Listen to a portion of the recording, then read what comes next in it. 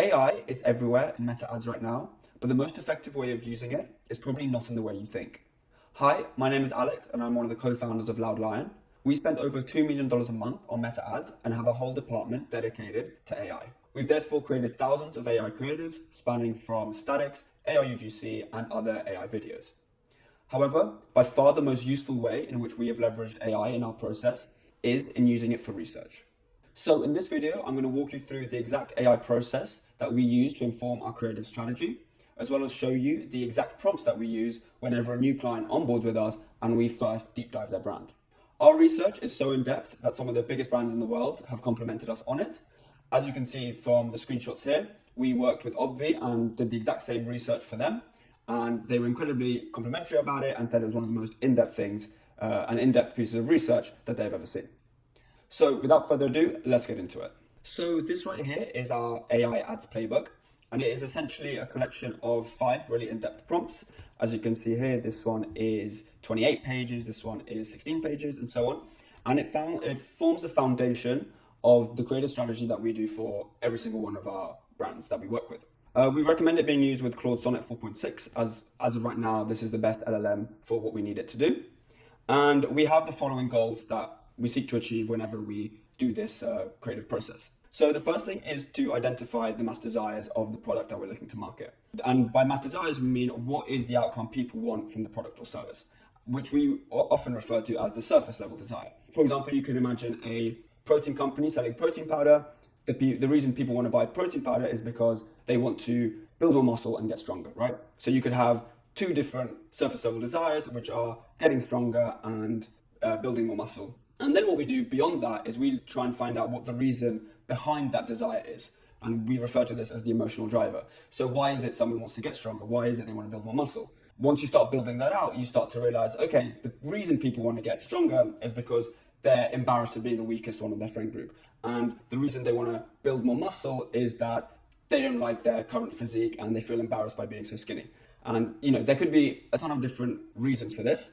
But what we want to do using AI is to find out what the target audience is and what the mass desires are and the emotional drivers behind those desires. Beyond that, we then try and group them into specific avatars. So we try and identify around 5 ideal customer profiles, which come to be our avatars. We group them based on their experience, their behaviors, their beliefs, and their awareness patterns. So, you start to form a picture of a specific avatar or an ideal customer profile, which then makes it easier to market to them. And, you know what things to press and what triggers to pull and so on. Beyond that, because you've now grouped them as avatars, you can then begin to identify in which ways those specific groups speak. What's really important is in marketing and in any advertising is you want to speak the language of the person you're trying to target.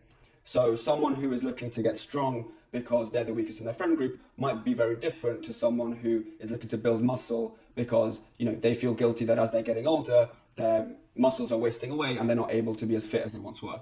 So during the avatar language extraction phase, we identify how our specific avatars speak so that we can speak it back to them in the messaging we use in our ads. After that, we then do a market awareness section of our research process.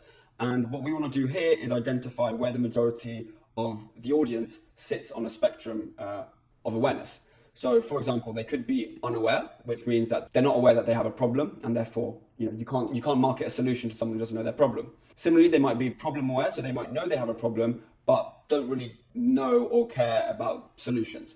The next one is someone who is solution aware. So they know that they have a problem and they know that there are solutions out there, but they're unconvinced of actually taking the step to solve the problem that they're having. Next, they might be product aware. So they might even know that your product exists. However, they don't trust it enough to commit to purchasing your product as opposed to someone else's product. And then the final stage is someone who is mostly aware. They know they have a problem. They know there's a solution. They know your brand and your product will solve that problem, and you just need to convince them just a little bit more to actually commit to the purchase. After that, we then have unique mechanisms, and essentially what this is, it wraps everything up, all the research that we've previously done, and it all builds on each other. But this last stage wraps it all up, and essentially what we're looking to do is identify what is the limiting belief to the pre-identified avatars that we have, and what is their limiting belief that each avatar is facing, and what is the mechanism used to shift that belief. So what we want to do is reveal the information that they are missing, that explains their experience or why previous solutions failed, or fill any gaps in information they may have. And the goal of that ultimately is to create an emotion or a thought of, oh, that's why. So, when someone sees your ad, they're like, oh, that's why this hasn't worked before, or that's why I'm feeling this type of way. Once they're in that mindset, it's then much more easy to actively sell to them. So these are the main goals, and this is what we're looking to achieve with our AI ads playbook. I'll now go into each specific section. So the first step of the process, and arguably the most important step, is identifying the mass desires of your product. Now, the way we do this is that when a new brand comes to work with us, we try and collate at least 1,000 honest reviews of people using and experiencing their product. So what we might do is go to their Amazon page, their Trustpilot, their website, and even Reddit forums, and we try and collate 1,000 voices of people genuinely using the product and having authentic responses to them. If we can't find 1,000 reviews specifically for that brand, then we will venture into their competitors. Ultimately, the main goal is to get 1,000 unique customer voices speaking about the product or another competitor's very similar product. Now, if you want to know exactly how we do this, then please click the link below, as that will take you to another video where I show you the exact process we use to review mine. We also use AI in that process, and it just does make it much more efficient. For now, we'll just stick to this process itself, which is identifying the desires themselves. Once you have, once a new brand comes to work with you, or you start working on your own product, then you want to fill in these blanks here, as highlighted in this document. And again, the goal of this stage of the process is you want to identify what are the surface desires for your product based on the real reviews that you will have mined. And similarly, you want to find at least 5 emotional drivers behind those surface level desires, as I mentioned earlier. So for an example here, we did a brief one for a brand called Gains in Bulk. And for this, we didn't do 1,000 customer voices, we did 700, but the process was still the same. And what we identified is, 5 primary surface desires, which are building more muscle, getting stronger, wanting more energy during workouts, wanting to recover faster, and wanting to improve athletic performance. We then found some secondary desires as well. So we usually do 5 primary and 5 secondary. And then we try and find the emotional drivers. So I'm frustrated with stalled progress despite my consistent training. I'm embarrassed by my skinny physique. I'm scared of losing muscle and strength as I age, and so on and so on. Essentially, that is the ultimate goal of this step of the process. And it is a really in-depth prompt, this one. By all means, if you are interested in receiving this, then please just comment below and I will send this to whoever wants it. But in a nutshell, the goal of this is to use the customer voices. As I say, we usually aim for 1,000 to determine what are the mass desires of your product and how best to capitalize on the emotional drivers behind the surface level desires. After that, you then go into the avatar creation stage. You will keep building. So each of these prompts and each of the outputs from these prompts, you will feed into the next one. And so you get a full picture of your target market and also how best to market to them. So in the macro avatar creation stage, the goal is to create 5 macro avatars based on the mass desires and the reviews that you will have previously achieved. And the goal of this, again, is to find 5 specific personas that you can market to. The reason this is so important is that when you scale with meta ads, the hardest thing to do is finding new ways to market to people in very convincing ways. So the ultimate goal of this is to have 5 different personas that you can market to in 5 different ways. And within those 5 different personas, you also want to find different angles with which to target them accordingly.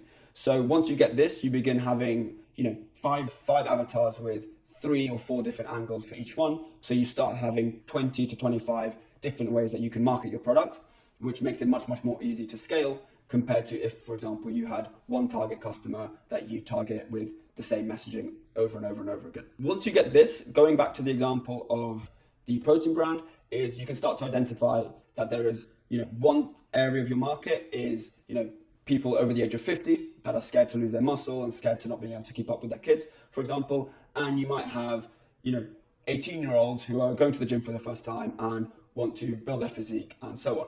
So the goal of this is to have 5 distinct avatars that you can all target in very specific ways. After that, you then have your macro avatar language extraction phase, which is just trying to understand the way in which your identified avatars speak. So obviously the way in which an 18-year-old speaks about going to the gym and consuming a protein product is going to be very, very different to the way in which an over 50 will speak about it. As I mentioned earlier, the goal of this is to find the messaging and the way in which to convey your messaging in the most effective way possible. So making sure that you use the same language that they themselves use and making sure that you hit the same pain point that they themselves reference is really, really important. Now, once you do this correctly and once you've got your 1,000 reviews, you've downloaded them and now you've uploaded them back to these AI services such as Claude, then you can start to identify which are the most commonly used words. So, maybe the 18-year-old avatar or the young adult avatar speaking about going to the gym, they use the word transform a lot. So you want to make sure that you're using that word back in the ads. Similarly, for the age over 50s who are worried about losing their muscle, you will see that the word like maintaining energy is the thing that they most oftenly use. This stage here is just about getting to know your avatars on a really deep level and understanding how they speak and how to therefore speak back to them in the most effective way possible. After this, you then have the market awareness research. So again, using the reviews and using all the prompts that you've previously done, you want to start to understand where do these people sit on their awareness spectrum. So maybe for the 18-year-olds or the young adults, you know that they already know about your brand and your product. So you market to them in a very different ways to maybe the over 50 group that have never heard about your product and haven't really considered that taking protein can help them have more energy and build more muscle. So this is where you then start to further split your ideal customer profiles and your ideal avatars so that you can, again, market to them the most effectively. Because you can imagine if the younger group looking, going to the gym for the first time and looking to build their physique, they already know about your product. The effort of your advertising is going to be to differentiate your product against other people or other competitors in the market.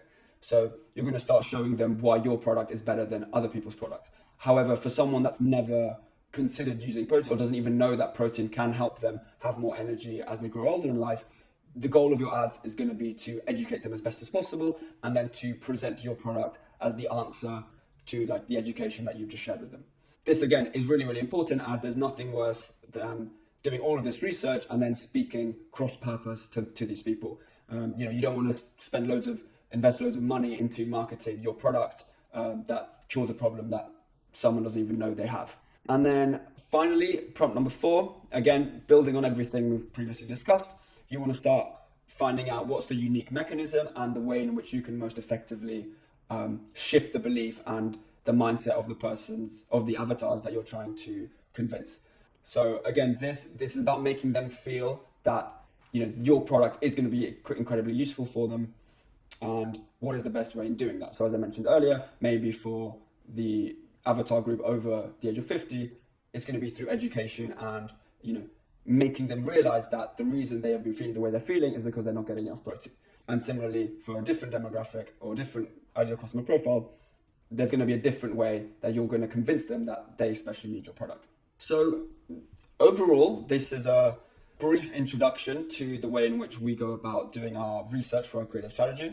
It is by far the most important step of our journey when working with the brand, as once we have done this, oftentimes the brand themselves realize that they've not hit a specific group or they haven't been speaking in the way they should be speaking, and it can be incredibly revealing and is so useful when it comes to writing ads. You can imagine now that during the process of actually creating the ads, having a resource like this that you can rely on and you can consistently rely on to produce copy, to produce headlines, to produce call to actions is absolutely invaluable, and we have seen this. So this has been a brief summary and a bit of a window into our creative process, and I can hands down say this is the most effective way that we've been able to leverage AI in our current process.